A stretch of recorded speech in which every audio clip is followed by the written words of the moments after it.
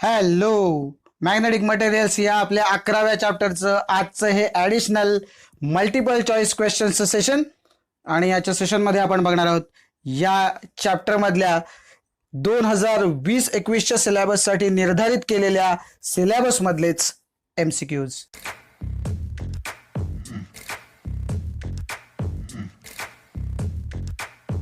When a small bar magnet is suspended freely, it becomes steady in geographic dash dash.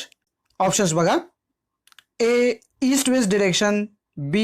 north south direction, C. random direction, D. west south direction.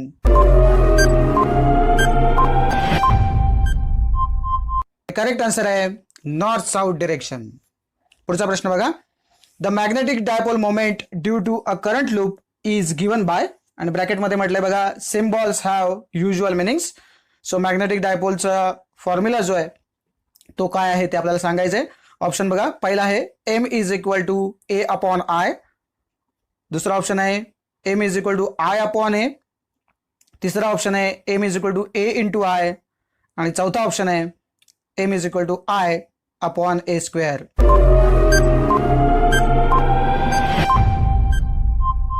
Correct answer आहे C. M is equal to A into I. आपल्याला माहिती आहे हा formula M is equal to I into A असं regular आपण म्हणतो. आणि जर N टर्न्स असतील कॉईलला वगैरे तर आपण NIA असा फॉर्म्युला वापरतो, हे सुद्धा आपल्याला माहिती आहे. पुढचा प्रश्न बघा. Which of the following equation is not correct for orbital magnetic moment. कुठलं इक्वेशन करेक्ट नाही आहे ऑर्बिटल मॅग्नेटिक मोमेंटसाठी. म्हणजे बाकीची तिन्ही इक्वेशन जी असणार आहेत ती काय असणार आहेत तर ऑर्बिटल मॅग्नेटिक मोमेंटसाठी असणार आहे. एक इक्वेशन असं असणार आहे जे ऑर्बिटल मॅग्नेटिक मोमेंटचं नाही आहे, ते तुम्हाला ओळखायचं आहे. तर ऑप्शन्स बघा. M ORB, M orbital is equal to I into A. Option B बघा काय आहे, M orbital is equal to EVR by 2. Option C आहे EV अपॉन 2ME. आणि चौथा ऑप्शन आहे M orbital is equal to EL upon 2ME.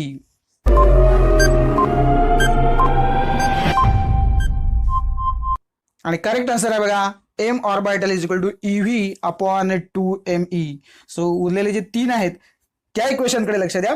ही तिन्ही equations काय आहेत तर M ऑर्बिटल साठीची इक्वेशन्स आहेत, आणि हे जे आहे ते रॉंग इक्वेशन आहे. पुढच्या प्रश्नाकडे जाऊया. The ratio E upon 2ME is called as. Options बघा. A. Bohr magneton, B. Gyromagnetic ratio, C. Magnetic moment, आणि D. Magnetic intensity.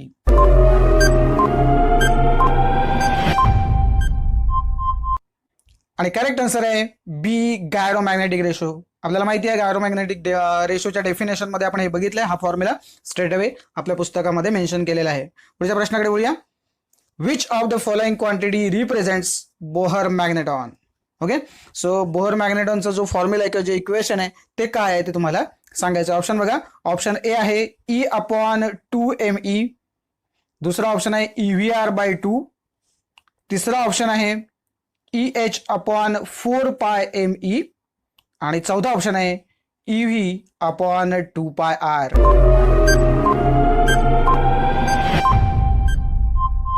याचा करेक्ट आन्सर आहे C. EH upon 4πME. कारण आपण बघितलंय जसं की आत्ताच आपण बघितलं MCQ मध्ये की E अपॉन 2ME म्हणजे काय आहे तर गायरोमॅग्नेटिक रेशो आहे. EVR बाय 2 हे त्याच्या आधी जेव्हा आपण इक्वेशन बघितलं त्याच्यात आपल्याला लक्षात आलंय की तो मॅग्नेटिक मोमेंटसाठीचा फॉर्म्युला आहे.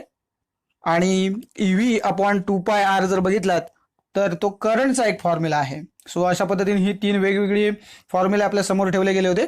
आणि हा जो करेक्ट फॉर्म्युला जो आहे बेसिकली तो काय आहे तर बोहर मॅग्नेटॉन आहे. ऍक्च्युली जर तुम्ही विचार केलात तर सिम्पली जर M ऑर्बिटलचं आणखीन एक चौथं इक्वेशन आहे ते जे काय आहे तर E इंटू H. हे सगळं जे काही तुम्हाला दिसतंय ना या फॉर्म्युल्यामध्ये, याला जर आपण N न मल्टिप्लाय केलं तर आपल्याला काय मिळतो तो M ऑर्बिटल मिळतो. म्हणजे ऍक्च्युली ही जी कंडिशन आहे तिथे N ची किंमत जर 1 टाकली तर आपल्याला काय मिळतो तो बोहर मॅग्नेटॉन मिळतो. सो ही जी व्हॅल्यू आहे किंवा ही जे इक्वेशन आहे किंवा ही जी क्वांटिटी आहे ती काय रिप्रेझेंट करते बोहर मॅग्नेटॉन. पुढच्या प्रश्नाकडे बोलूया. The value of Bohr's magneton is. So हे जे काही कॉन्स्टंट आता आपण बघितले त्याचं सिम्पली कॅल्क्युलेशन आपल्याला करावं लागेल. सगळ्या ज्या व्हॅल्यूज आहेत त्या पुटअप करून पुस्तकामध्ये याची व्हॅल्यू दिलेली आहे थेट. बघा option 9.274 into 10⁻⁻24 ampere per metre square. त्यानंतर 8.8 into 10⁻10 ampere per metre square. 9.8 into 10⁻11 ampere per metre square. आणि ऑप्शन डी आहे 1.6 into 10⁻19 ampere per metre square.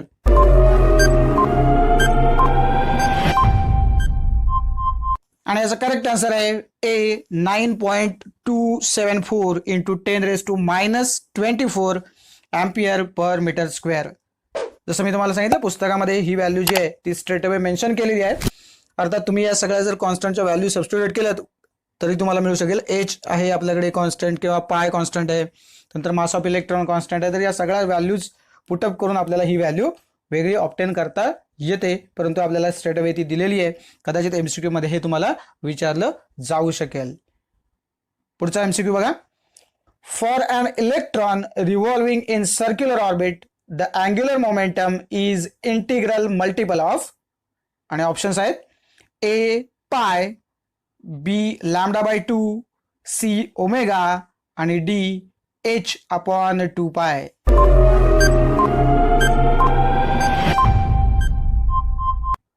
Correct answer आहे डी h/2π. आपण जर बघितलं तर तो फॉर्म्युला जो आहे आपल्याकडे त्याच्यानुसार आपण लिहितो L is equal to NH/2π. आपल्याला हे सगळं माहिती आहे आणि it is integral multiple of h/2π असं आपण मेन्शन करतो. पुढच्या प्रश्नाकडे बोलूया. The gyromagnetic ratio of the electron is. Options बघा 8.8 into 10⁻10 coulomb per kg, 3.142 into 10⁻10 coulomb per kg. Option C 9.8 into 10⁻10 coulomb per kg. Option D 1.6 into 10⁻10 coulomb per kg.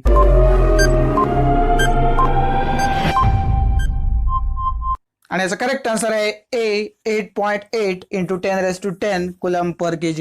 याचं जर calculation करायचं झालं तर पुस्तकामध्ये याचं कॅल्क्युलेशन एक न्यूमेरिकल दिलंय पुस्तकामध्ये, त्याच्यामध्येही सोडवून दिलंय. इव्हन फक्त या व्हॅल्यूज आहे स्टँडर्ड ई ची व्हॅल्यू आपल्याला टाकावलेली आहे. आपल्याला माहिती आहे गायरोमॅग्नेटिक रेशोचा जो फॉर्म्युला आहे E/2 इंटू ME असा आहे बघा. तर ई ची जी व्हॅल्यू आहे ती तुम्ही सबस्टिट्यूट करू शकता. शिवाय ME ची जर व्हॅल्यू तुम्ही सबस्टिट्यूट केलीत की तुम्हाला काय मिळेल तर डेफिनेटली गायरोमॅग्नेटिक रेशोची व्हॅल्यू मिळून जाईल. पुढच्या प्रश्नाकडे बोलूया.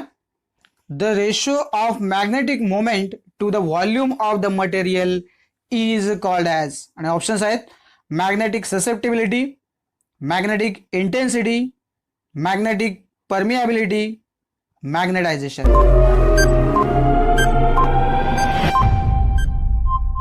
याचा करेक्ट आन्सर आहे डी मॅग्नेटायझेशन. सो ही मॅग्नेटायझेशनची क्लिअर कट डेफिनेशन आहे magnetic moment divided by volume, M net upon volume असं स्ट्रेट अवे फॉर्म्युला आपल्याकडे दिलेला आहे.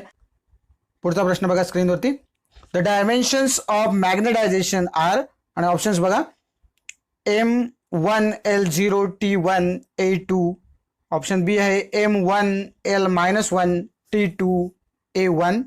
ऑप्शन सी आहे M0L-1T0A1. आणि ऑप्शन डी आहे M1L2T0 आणि A-1.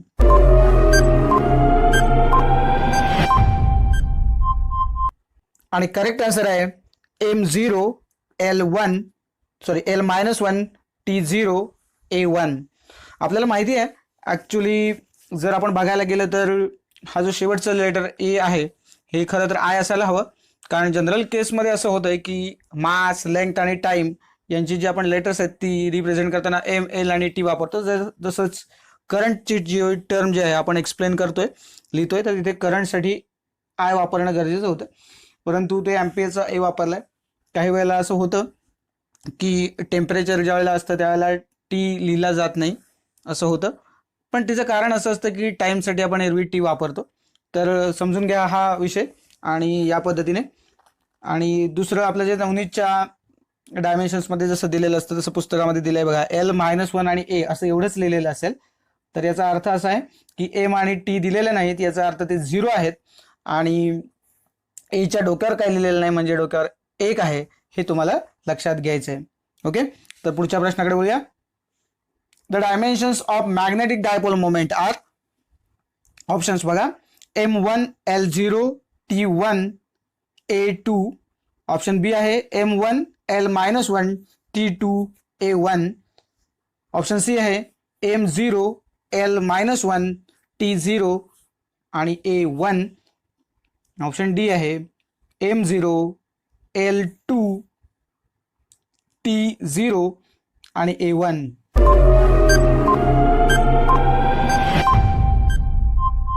आणि याचा करेक्ट आन्सर आहे डी, M0 L2 T0 आणि A1. पुढच्या प्रश्नाकडे बोलूया. The SI unit of the magnetisation is, आपण डायमेन्शन्स आताच बघितले होते थोड्या वेळापूर्वी, त्याच्यामुळे तुम्हाला सांगता येईल कदाचित.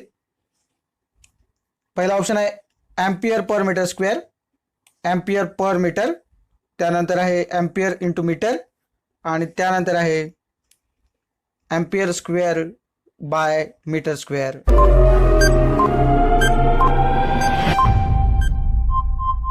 आणि करेक्ट आन्सर आहे A/M म्हणजे एम्पियर पर मीटर. कारण आपण डायमेन्शन मध्ये हे बघितलं होतं बघा की जिथे L-1 होती, बरोबर आहे, आणि A होता, त्यामुळे L-1 याचा अर्थच जी काही लेंथची टर्म आहे ती डिनॉमिनेटर मध्ये होती आणि त्यामुळे एम्पियर पर मीटर हे तुम्हाला सांगता येईल. खरं तर आपण SI युनिटवरून डायमेन्शन सांगतो. आता आपल्याला पहिला प्रश्न डायमेन्शनचा होता म्हणून मी तुम्हाला त्या पद्धतीने सांगतोय. पुढच्या प्रश्नाकडे बोलूया. The SI unit of magnetic dipole moment is, आताही आपण बघितलं होतं ऍक्च्युली त्याचे डायमेन्शन्स, त्याच्यामुळे आता SI युनिट आपल्याला सांगता येईल A/M², त्यानंतर A/M, त्यानंतर आहे A/M आणि त्यानंतर आहे A²/M².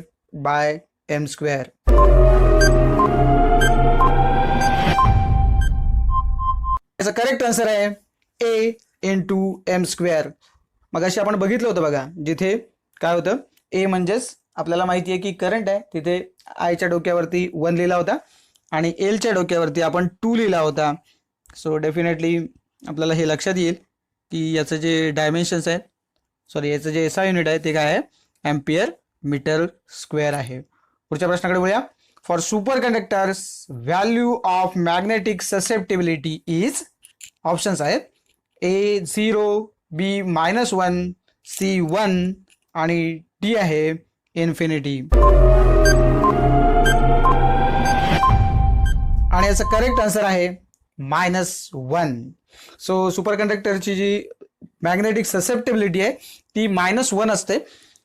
आणखीन गोष्ट एक लक्षात ठेवा, मॅग्नेटिक ससेप्टिबिलिटीचा जो सिम्बॉल आहे तो काय आहे लक्षात घ्या. काय म्हणजे जे चिन्ह आपल्याला जे दिसतंय पुस्तकामध्ये तुम्हाला दिसेल ते काय आहे, त्याचा उच्चार CHI असं त्याचं स्पेलिंग आहे. जर तुम्ही नवनीतच्या आपल्या नेहमीच्या लॉक टेबलमध्ये जरी तुम्ही बघितलात तरी तुमच्या ते लक्षात येईल. आणि CHI असं त्याचं स्पेलिंग आहे, लक्षात घ्या. तर तुम्हाला पाहिजे असेल तर चाय म्हणा किंवा काय म्हणा, पण त्याला साय म्हणू नका, कारण की सायचा सिम्बॉल कसा असतो, साधारणपणे U कॅपिटल जर आपण पकडला आणि बरोबर या सेंटरमधून एक क्रॉस लाईन अशी टाकली उभी, exactly perpendicular to the X axis, आणि छेदून त्या Uच्या खाली गेली, तर तशा पद्धतीने थोडक्यात त्रिशूळ टाईप असं जे काही आपल्याला सायचं चिन्ह जनरली दिसतं. ओके, पुढचा प्रश्न बघा स्क्रीनवर. The magnetization of a bar magnet of volume 0.00001 metre cube and magnetic moment 1 ampere metre square is, आणि ऑप्शन्स आहेत 10⁵ ampere per metre, 10⁶ ampere per metre, 10⁷ ampere per metre आणि option D 10⁴ ampere per metre.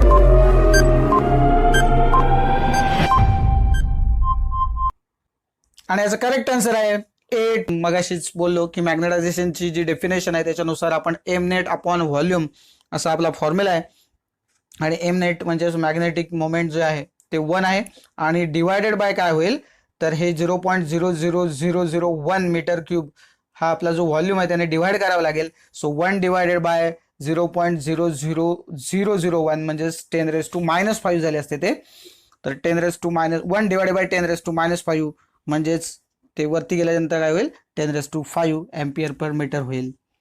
पुढच्या प्रश्नाकडे बोलूया. The SI unit of magnetic susceptibility is. Options बघा. Ampere per metre, ampere into metre, unitless आणि metre.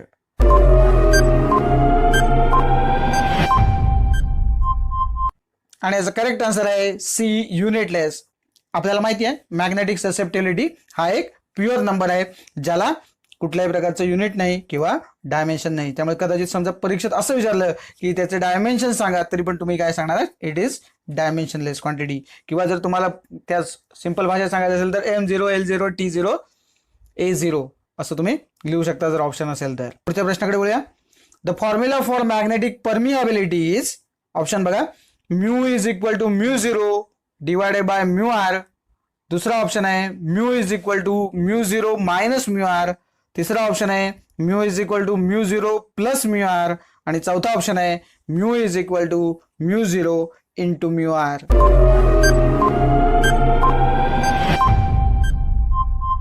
Correct answer आहे D, mu is equal to μ0 into μr. पुढचा प्रश्न बघा. The quantity which gives the information about the number of magnetic lines of force that are passing through given substance in presence of external magnetic field is. So त्या क्वांटिटीला काय म्हणतात ते आपल्याला सांगायचंय.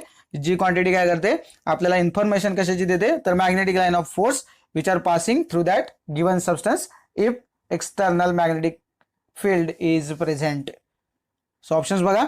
ए magnetic permeability, B magnetic susceptibility, C magnetic intensity आणि option D magnetic field. आणि exact answer आहे A magnetic permeability.